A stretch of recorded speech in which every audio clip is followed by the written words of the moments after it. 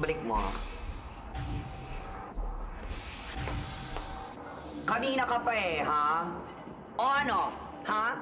Anong masasabi mo? Madam. Wag na, wag na. Wag ka na magsalita. Narinig na ka na sa trial mo at ayaw ko na maulit yon. My God, CJ! Ang pangit mo magsalita. Paano ka nga ba naging Chief Justice? Ay, inappoint nga lang pala kita, no? Paano na kayo dyan, ha? Anong gagawin natin? Ewan ko sa'yo, madam. Basta ako, pupunta ako ng airport. Aba, hoy! Iiwan mo ako mag-isa dito?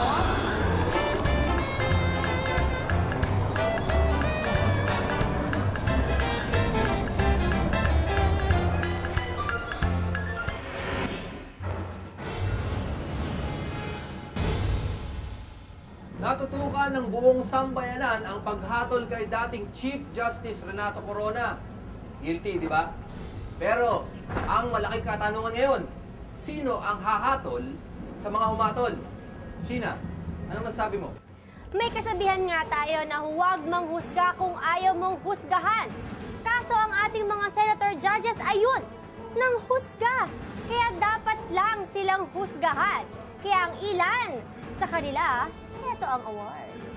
Alang-alang sa pagpapatibay ng mga institusyon ng ating pamahalaan. Alang-alang sa mga darating pang henerasyon at ang ating kinabukasan. I find Chief Justice Renato C. Corona guilty.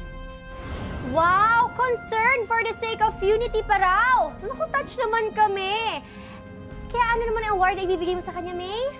Naku, dahil dyan sa speech mong yan, Senator, ha? Iyon na ang Nakaka-Touch Award. Ang isang ito, hindi mapigilan ang tumula. If your client cannot explain, I cannot abstain.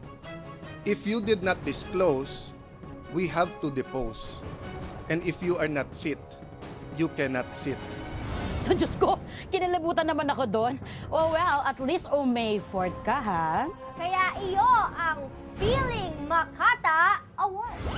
Bilang high school graduate po, sa ating mga kababayan, anong sasabihin ni Lito Lapid na hindi marunong mag-English, na hindi kaalam sa batas? Ano kaya ang magiging desisyon? Pasensya na po. Pasensya na po. Ang hatol ko sa inyo, guilty. Pasensya? Pasensya? Eh, di ba biscuit yon? O heto ang biscuit, Senator Lito Lapid. You deserve it. At para sa ating last and major award, ang pinakahihintay na Nakakaloka Ka Award. Well, dalawa sila. Handong hindi daw ako mahirap.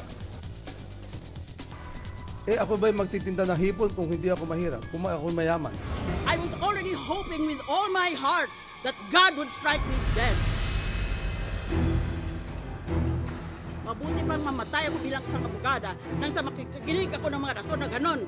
Wala yan sa libro, wala yan dito, wala yan doon. Gusto mong tamaan ng kidlat? Carry yan. Kasama mo kaming manalangin with all sincerity para matupad ang wish mo, Senator. Panginoon, bigyan mo ako ng sapang buhay at imbestigahin ko lahat. Isa-isa.